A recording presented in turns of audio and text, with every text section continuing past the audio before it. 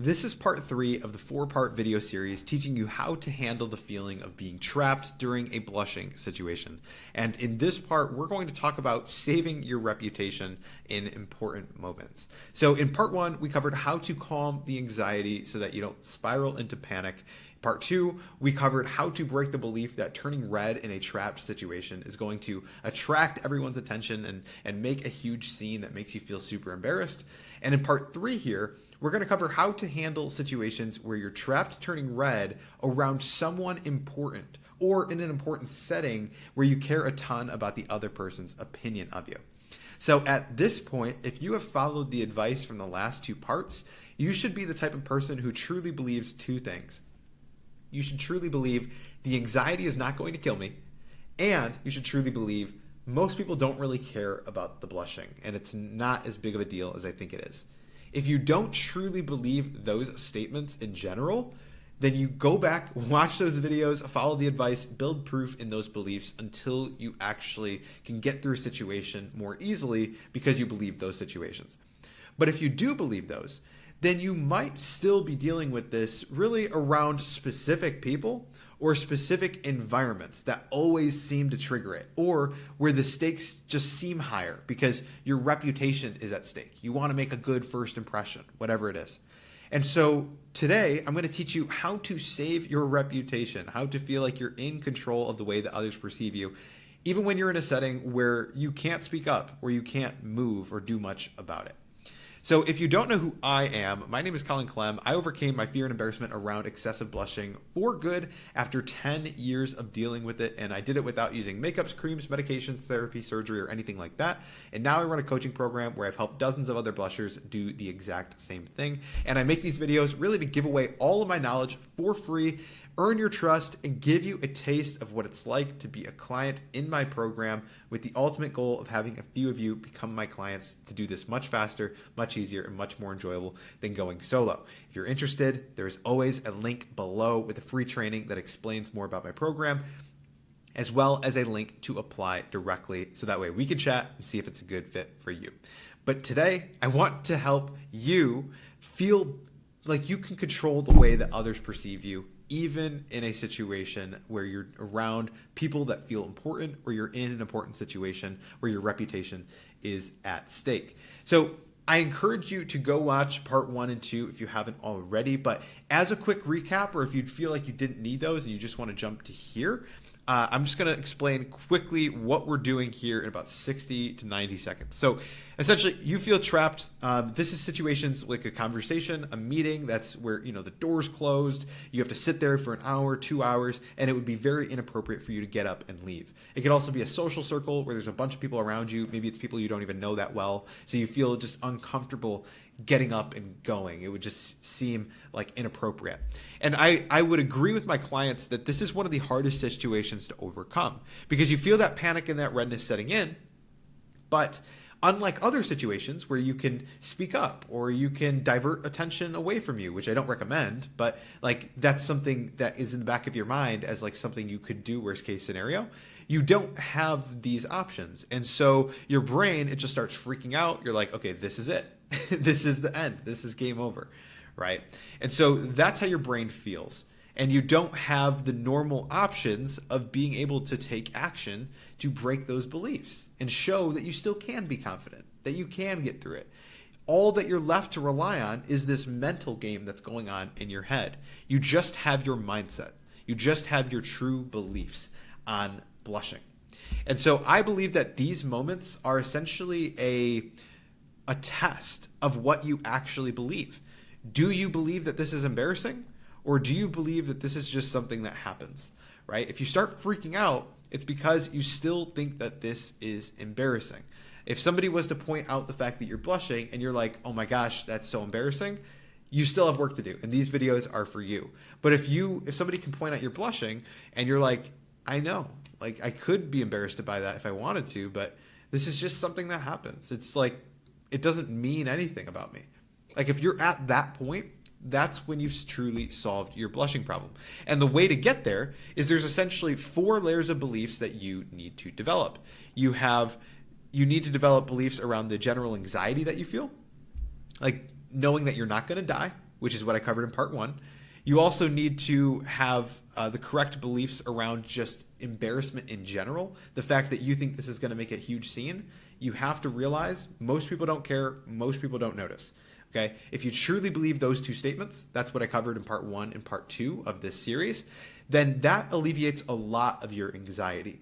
But there's still 2 more situations that we have to account for, 2 more sets of beliefs that we need to develop. And once we develop these beliefs, then you will truly solve your blushing problem. You won't fear it and you won't feel embarrassed about it anymore because you have the right beliefs in place. So you're actually very close if you're watching this video and you're at the point where it's only around certain people. So let's talk about when it's someone important. And I just want to say, like, you're close. You're close. But these beliefs are a little bit deeper than the other ones. So the other 2 are based more on just faulty logic. It's just like, you think this is going to kill you, but no, it's not going to kill you. You think everybody's noticing, but no, it's not going to notice. Or not everybody's going to notice. But in layers 3 and 4, now maybe they do notice. Right? Maybe they do see that you're blushing. And so your beliefs need to be deeper rooted because you're not just embarrassed in general.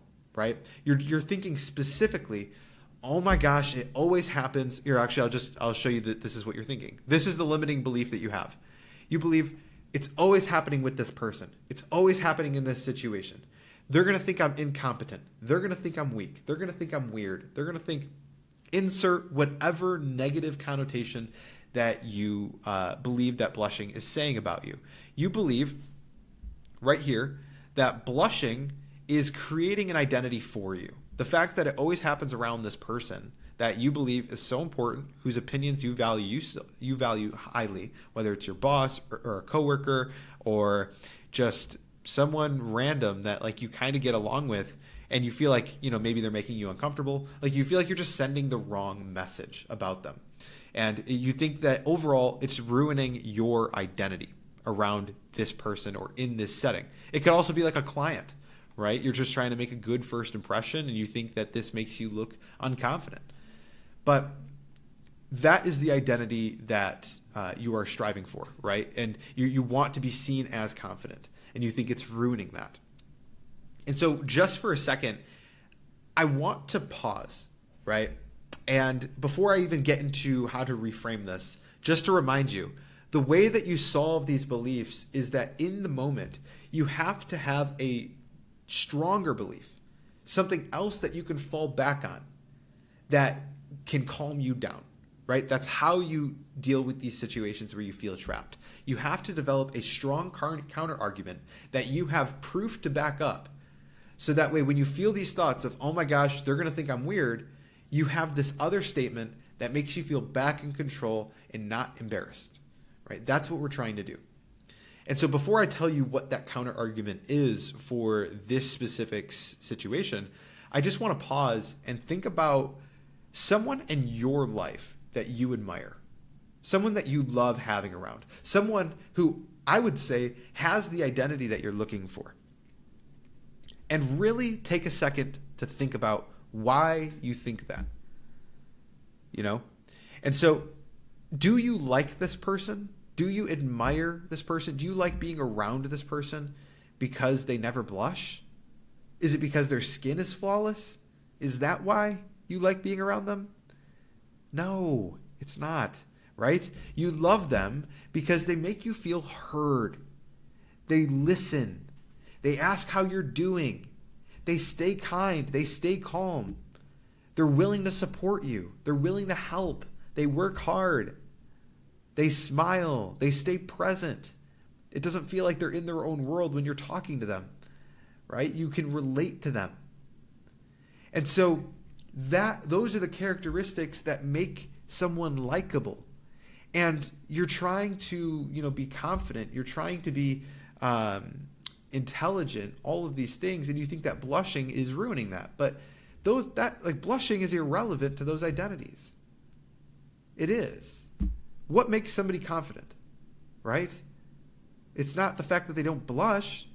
Someone who is confident is going to say what's on their mind no matter how they look, no matter what other people might think. So if anything, blushing becomes a great opportunity to show that you are confident. And it's the same for any other type of characteristic that you're looking for, right?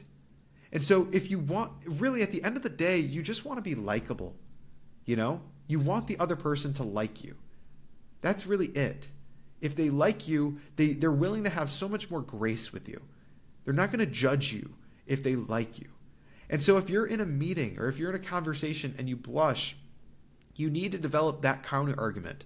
You need to remind yourself, blushing is irrelevant to how likable I am. And then you just keep listening.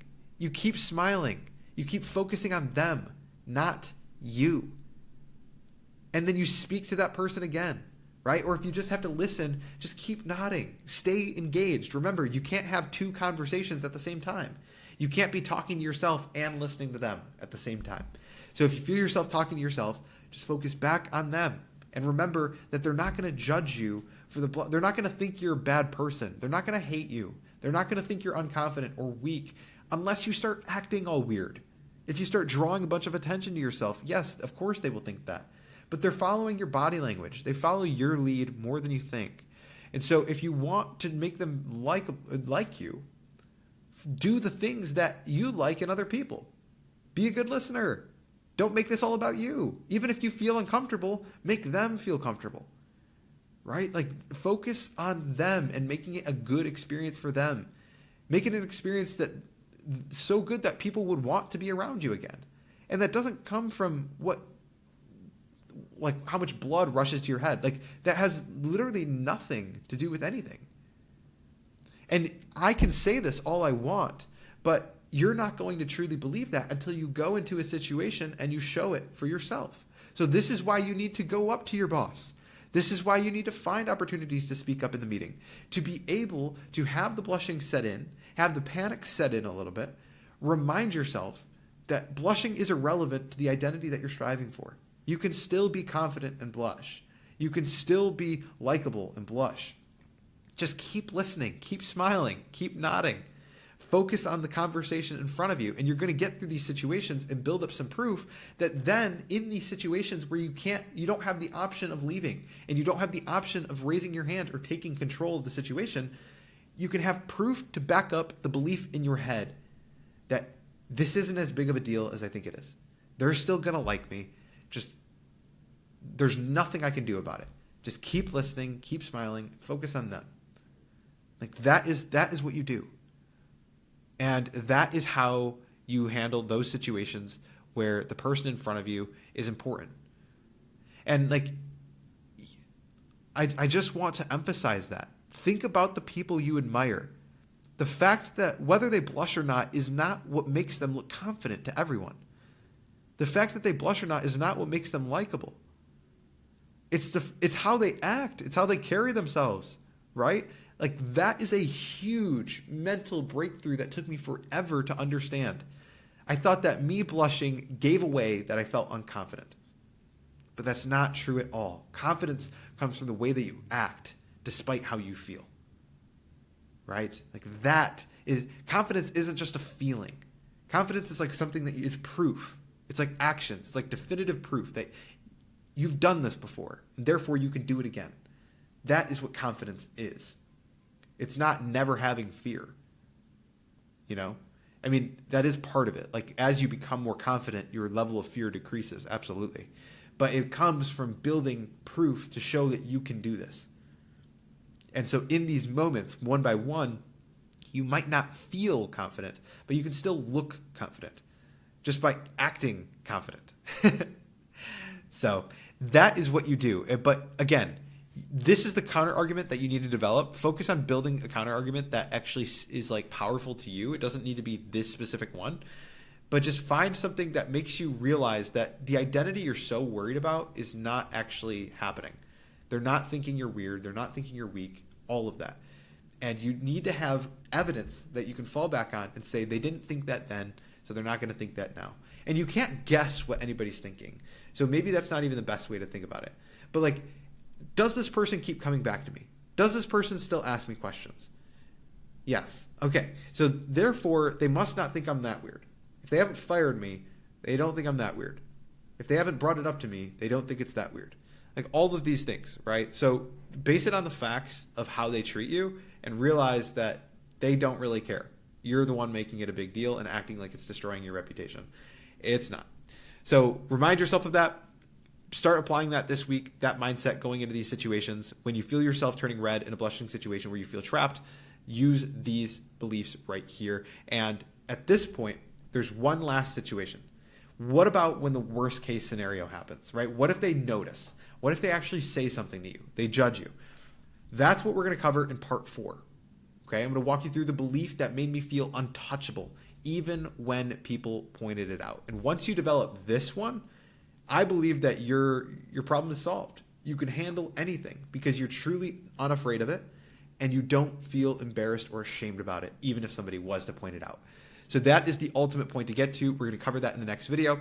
But if you got value from this video, please give it a like, leave a comment down below with your thoughts, and subscribe for more. And if you want to learn more about my coaching program, I have a free training below as well as links to apply, and we can chat about where you're at to see if it's a good fit. So with that being said, I will see you guys in the next one. Bye-bye.